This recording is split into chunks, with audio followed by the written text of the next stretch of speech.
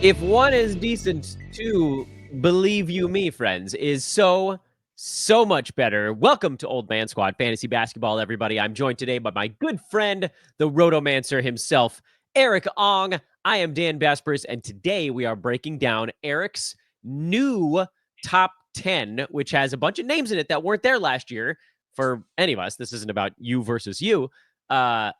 And I think this is a really exciting topic in a time of the year where fantasy sports are not really at the top of everyone's attention. But good almost morning to you. You're waking up when it's still pitch black out. Well, yeah. Hi, everyone. I'm first of all, I'm happy to be back. I believe the sun is rising behind this curtain behind me, and I'm powering through with a nice cup of coffee and excitement to talk about fantasy basketball. So you sent me ahead of time. I already know who your new top 10 is. I'm going to read them all straight through. We're not going to do this like surprise style. But I do think that once we get to certain names, those are the ones that we can kind of hang out on a little bit, and that'll bring everybody the most enjoyment. First, the top three, no massive surprises there. Nikola Jokic at 1, Shai Gilgeous-Alexander at 2, Victor Wembanyama at 3. 4 through 10 is, in my estimation, where things start to get more interesting. So you go Cat, Luca, Halliburton, AD, Edwards, Booker, and Cunningham as 4 through 10. And so I want to just dive straight in with you at number 4. Talk to me about Cat at 4. He had a great year. The Knicks were super healthy this season. Is that what puts him back in that pantheon, actually staying upright for the whole season and getting to play center again? It's more of Cat playing center again. And for those listeners and viewers who are relatively new to the fantasy game, there was a season where Cat was a top four finisher in fantasy. It was a while back. Then that was before him being paired with Gobert, et cetera, et cetera. Um, but at the end of the day, what was happening in terms of Cat's production, it was just undeniable. He was averaging a crazy double double with 24 points, 12, almost 13 boards. He added, his assists, elite 3-point shooting from the center position, the clean shooting percentages, which obviously makes his appeal carry over to rotisserie and not just head to head. I liked everything I saw from Cat this season, health included, as Dan mentioned. There's nothing that I don't like. Nothing he doesn't like at all. Yeah, Cat was number 7, or number 5 or 6 or 7. It doesn't matter like at this point in 9 Cat this year. 24 points, 12 and a half rebounds, 12.8, 3.1 assists, a steal, not quite a block, but that's not what you were hunting with Cat anyway. And I mean, I think that this is where you're going to see him on a lot of boards, is in the sort of upper middle part of the first round, because he's now turned back into the old Cat. And the question becomes now, does he make it through another season with that nice health? And I think a lot of folks are going to probably lean into that one. Number 5, Luka Doncic. Again, I don't think we need to spend a ton of time there. He was at 3 before, but Shade jumping back ahead of him sort of pushed him down one, and then Cat pushes him down one as well. A year sort of under his belt in a new place. Let's get to Halliburton at 6, who is not a surprise there. But he got off to such a slow start this season that you actually saw people out on the internet talking about how he's terrible and he's the most overrated player and all these crazy things. And now, as we record this, the Pacers are in the Eastern Conference Finals. So, do you feel like Halliburton has even another gear, or is this just a guy who's terrific at 9 Cat because of the assist to turnover ratio being so nice, the turnover staying low, and he's just sort of like not really bad at anything, although he is typically the weakest scorer that goes in the first round? Is that something you think about as you're drafting him there as well? Yes, the scoring is an issue, Dan, and I agree with you there. I also did lament his slow start, and just from a bird's eye view, of the leagues that I was playing in, there were people trying to shop Halliburton, or at least there were some trying to offer for him, trying to buy low. But that's the point, you see. People trying to acquire Halliburton were trying to buy low, Right. considering that the general sentiment was that he was going to kick it up a notch, which he eventually did. And I do believe that, you know, he is a 2010 candidate. If you carried over his postseason performances, he is a 2010 guy. I mean, if you're talking about 2010, there's only a handful of them. And one of them is already Nikola Jokic, who's unless you have the top two pick, you're not gonna get your hands on a 2010 guy. The other one would be Trey Young, but he hurts us a bit too much when it comes to the field goal and turnovers. Halliburton's game is just far cleaner than Young's, whom and that's why I like him a lot. So are his shooting percentages. And uh, you Dan yourself have discussed in multiple episodes how sometimes scoring may not necessarily need to be a priority from the get go, and that's why I believe there is room for Halliburton to provide top six value. Yeah, I love Halliburton in the first round. Everybody knows that my old man style of play lends itself to guys that are not super high scorers. I like to be better at the percentages.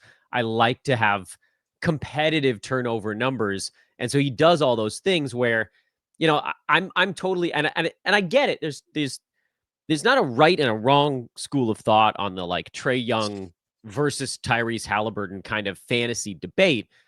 In straight nine cat, Halliburton was just better this year. He was also extremely durable this season, which was a nice sort of bump for him as well.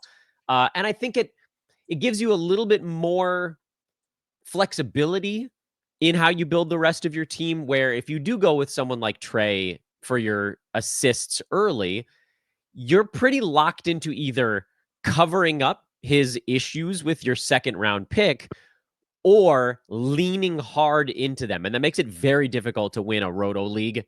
Head to head, you can build around Trey Young a lot.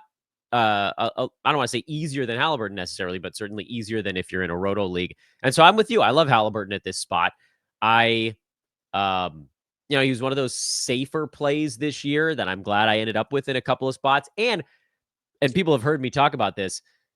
I wasn't attempting to buy low on him in a league because not because I didn't want to, but because I just didn't have time to like go through and figure out what team he was on. Someone proposed a trade to me in a league.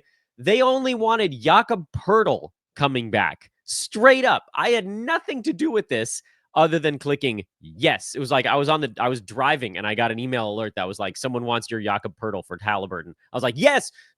Yanking my car over to the side of the road. Anyway, that team ended up in first place. Before we get to the next name on the list, I wanted to mention that Viewers, this show. yes, Yeah, viewers, please do not accept go, trades while driving. yes, be safe. Be Please, safe. please.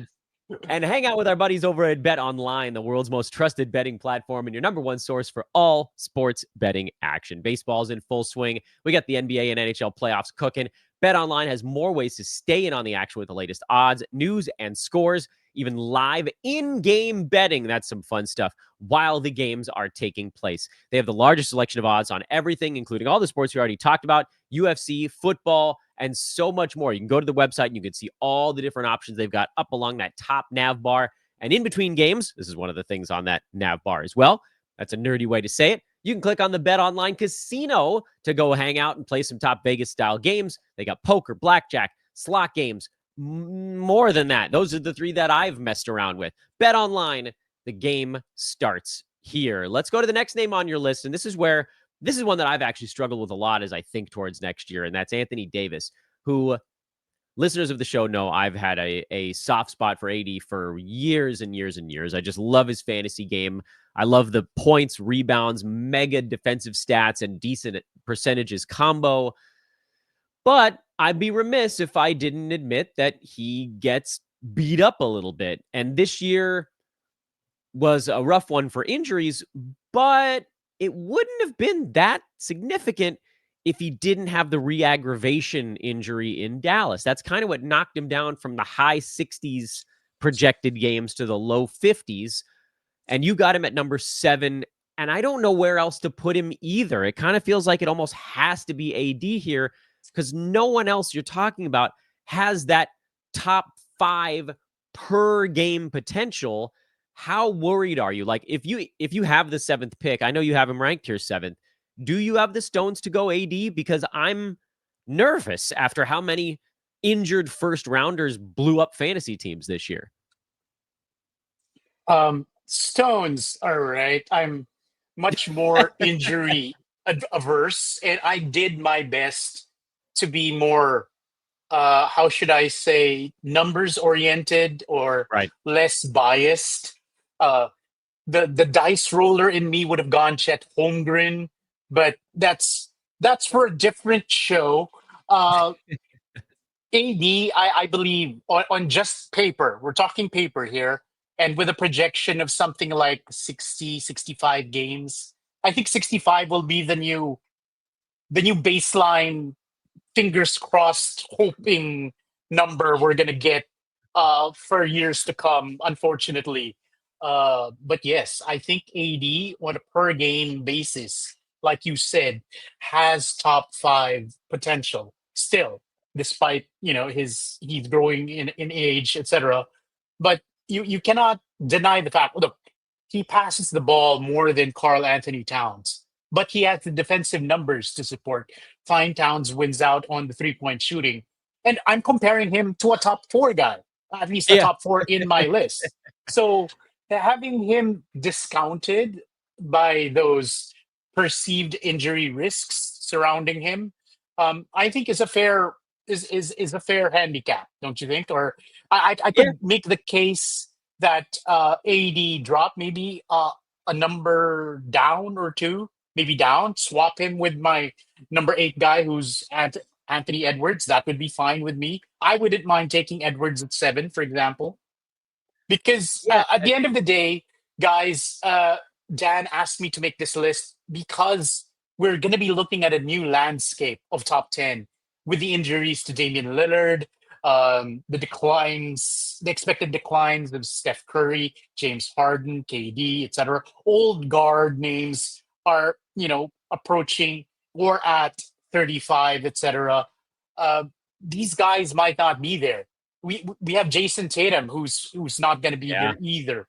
Uh, so we have to try to navigate, where to rank these guys and figure out who will be likely producers of top 10 value.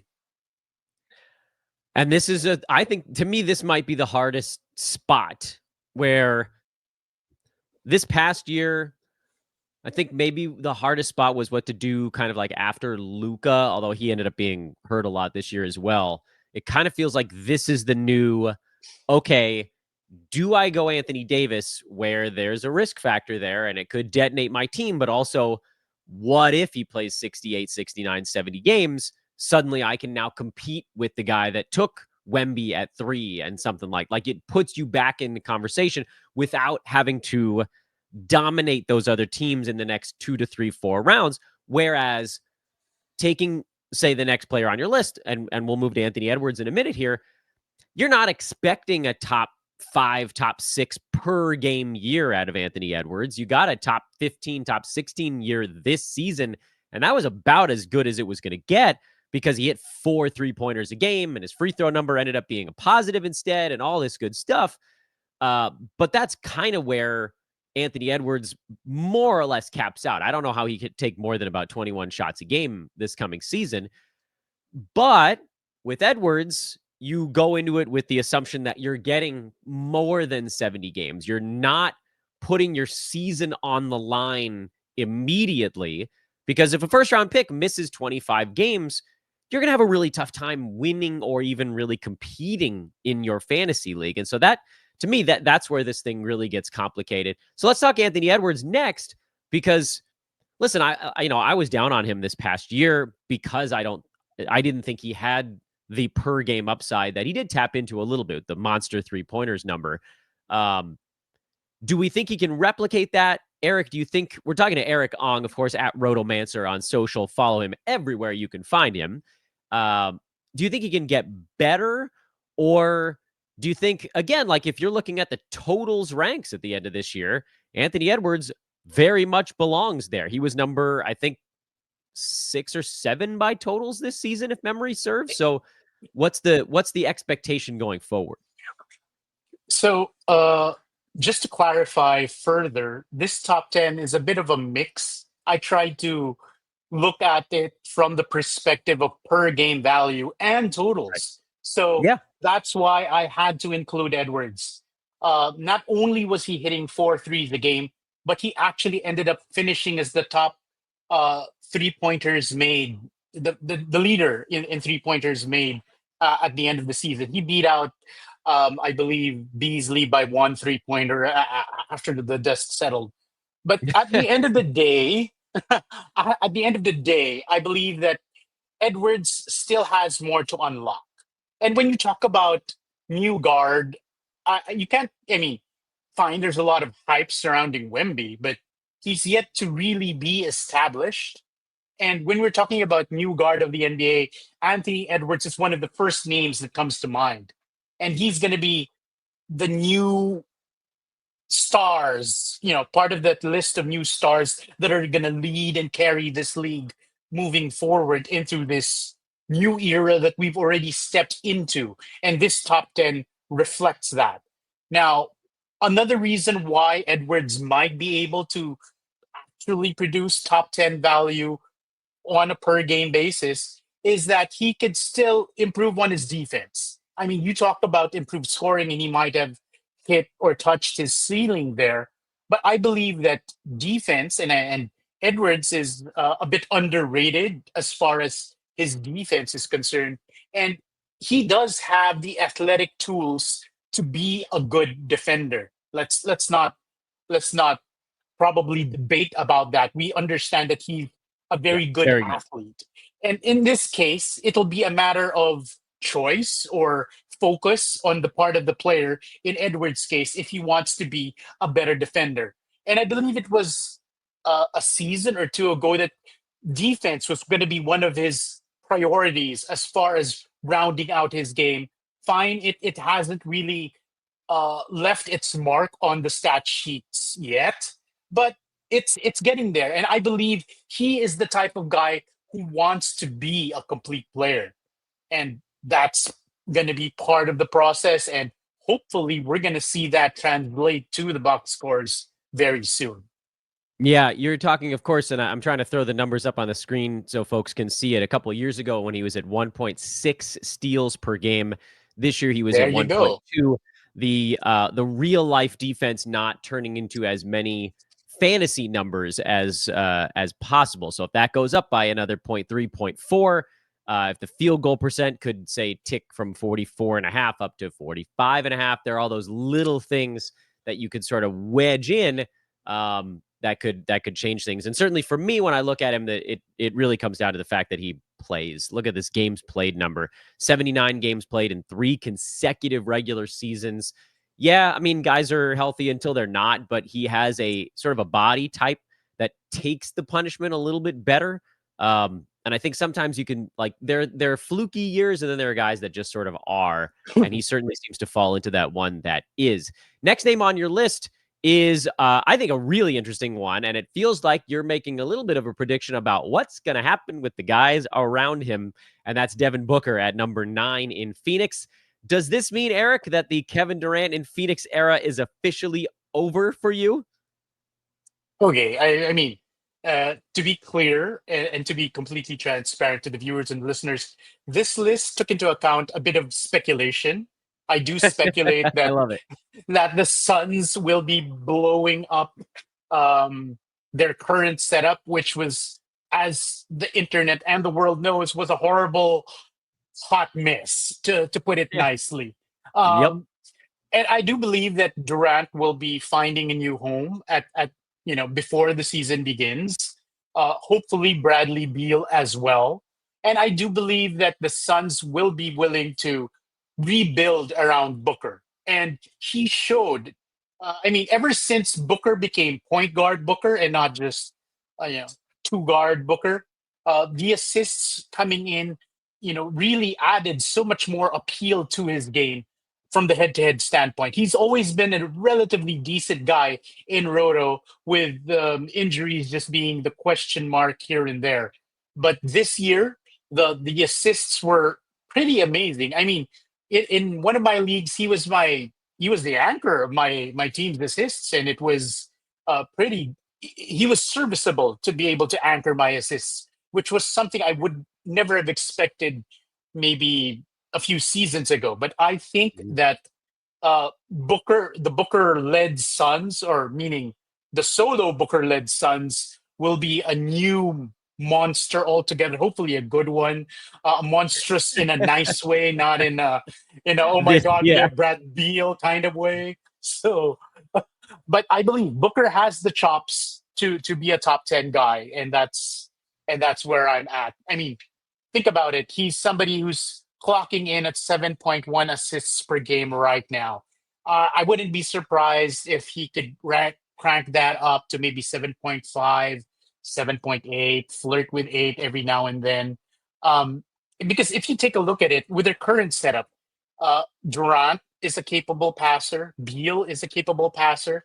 But if Booker left alone with whoever else the Suns get in exchange for those two names who we will no longer mention. The passing, he will have the passing that he will be playmaker, he will be point of attack, and handle ball distribution with ease, because the numbers have been going up ever since Chris Paul left, and it's going to be the Booker show over there in Phoenix. Yeah, and this one feels. The funny thing is, like, people watching might be like, "Oh, you're like this is a hot take kind of thing." He's not that far away from this. He was number 20 by totals this last year. It helped that he played in 75 ball games, but like 20 is not that far away from 10 if he can continue to say, like, just look into the numbers that he's put up in the past. If his field goal percent goes back up to 49, where it was for a couple of seasons, while also taking an extra 2.5 shots per game, that's a big change in the impact of one category, going from basically a small negative to a neutral, or a medium negative to a neutral. He's an elite free throw guy. Is that a number that can go back up into the sevens per game, which is something he's done in the past? Like, you're at 90% of your foul shots at 7 per game, okay, steals and blocks, that's not going to be a thing for him. But if we're talking about a guy that can get from 25.5 points back up to 28, 27, 28, if the assists stay at 7, if the field goal percent comes back, and if he's durable, that is a path for him to potentially get there. It's not as far away as it might feel on paper. Number 10 on your list. This is the one that you're, by the way, not alone, because Adam King hosted the way too early mock draft about 4 weeks ago. And this dude went in the first round in that one as well. And that is Cade Cunningham, who's coming off a huge year. He finally took that big, big leap that everybody was hoping for. What's next for Cade Cunningham? Is this just the beginning of his ascent? Is that you're getting him? If you got him at 10, let me ask you the question this way. It's sort of a weird way to ask it, but that's what I'm going to do, damn it. If you got Cade at 10, would you feel happy about that? Or would you feel like this is where he belongs? Did that make sense even? It didn't, huh? Uh, okay, I get the confidence question here. Yeah, Uh, confidence question. nor Normally, okay, just to be transparent with our viewers and listeners, this would normally be the spot where I would pencil in a surprise performance by a Steph Curry, James Harden, KD, old man type of guy. These Right. 30, 34, 35 year olds still have great games, to be fair. Their stat sets are lend themselves towards top 10 production. Now, uh, I just would prefer, I mean, strategically, to pick up those guys in the second round. I would rather have somebody who is trending up as opposed to be expected to trend down. Right. And Cade Cunningham, is that guy as far as the eye test. This him being in my top 10 is all about him passing the eye test. I like what I saw. I like how the confidence, and I think that's actually the key word here. It's not necessarily just my confidence in Cade, but Cade's confidence in Cade that really grew this season. He Mhm. finally came into his own and he's ready to own the Pistons. I mean, it's the Cade Cunningham show over there, and everyone there, aside from no, literally everyone there on the Piston squad is just there to complement Cade. And he, because of the nature of his game, because he is an unselfish player, is going to make everyone else better. He is at the cusp of being a 2010 guy. And I was just talking about 2010 Mhm. when we were talking about Halliburton. He's averaging 9.1 assists this season.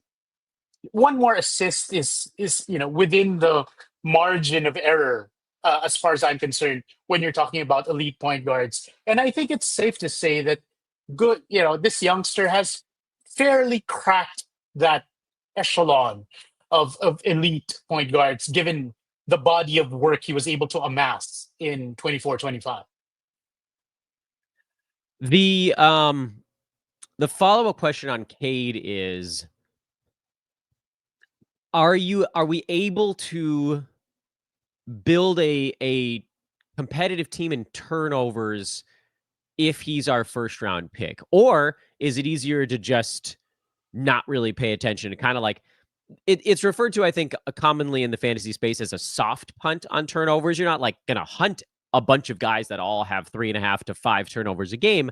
But does drafting Cade at the outset kind of lead into a team where you're not paying too much attention to them? And if you're in Roto, you're like, all right, if I'm, bottom 3, bottom 4, that's okay. And if it's head to head, you just sort of say, I don't care if I lose this every week. Or is your move, Eric, to come back and look at second, third round guys that are slightly lower, 1.5 to 2.2 range on turnovers or something like that? How do you deal with that strategic element? Because of all the players that we've talked about in this first round list, he is kind of the only one that has a true negative number in his fantasy game. And by the way, I don't want to take anything away from Cade. He was awesome this year. He was a second rounder despite 4.5 turnovers a game.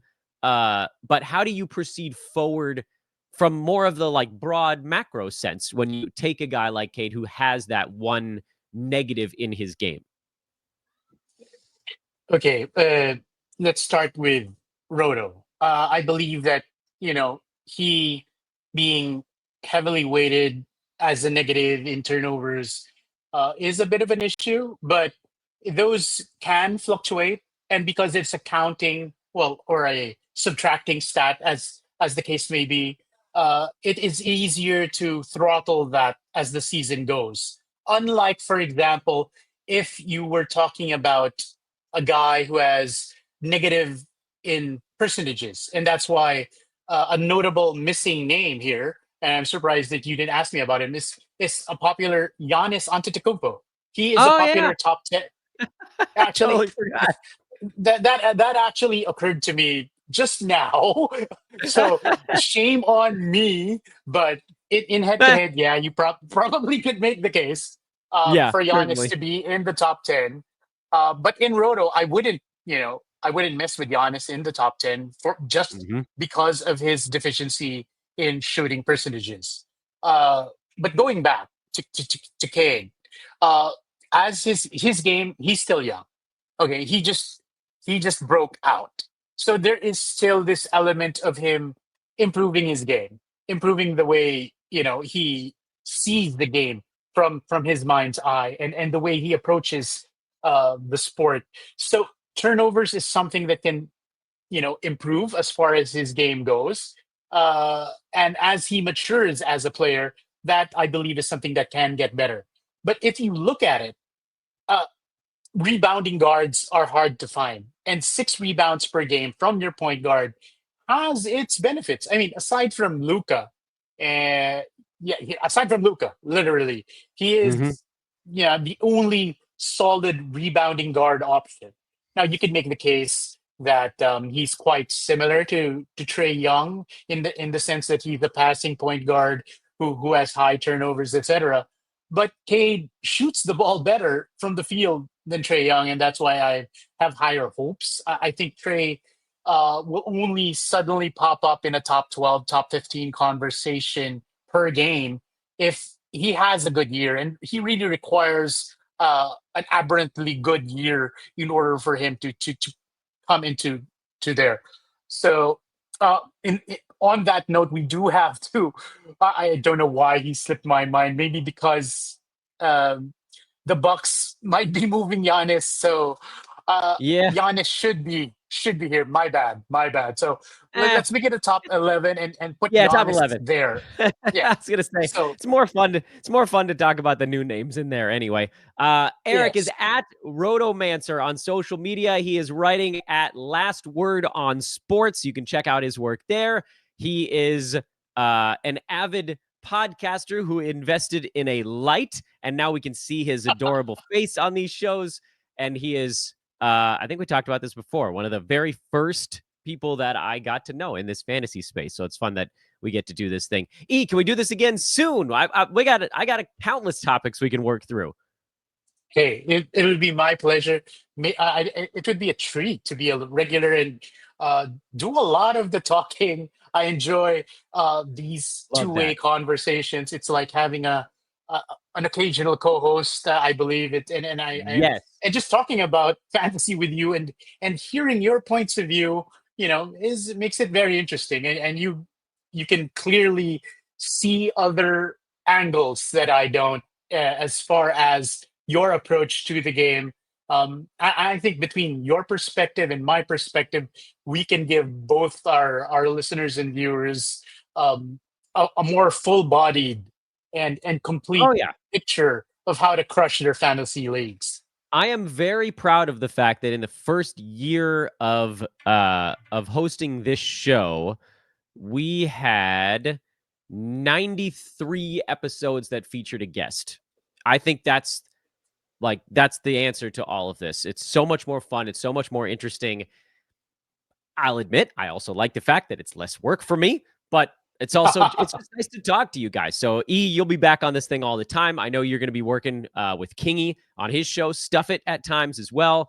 It's a regular thing, man. Everybody, check him out. Erik, go get your day started or go back to sleep, whichever one is easier for you. I'm off to the gym after this, actually. So Oh, there we gotta go. do that. Gotta do that Kobe 4 a.m. thing. So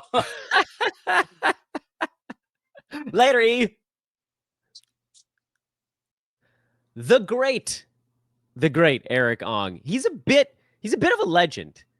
And he is like, I don't know if you guys know this. He is absolutely revered in the Philippines, which is so cool. And these are like things that maybe should have been obvious to me, but I'm just like a dumb merkin from West Los Angeles.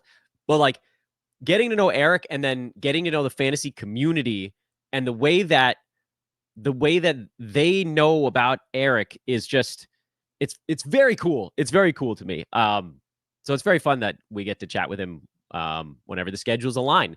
I thought this was a cool topic too, just a fun one to like talk about some of the new names that are clawing their way up into that top rank, how they get there, what they can do once they're there, if there's a possibility that they could go farther.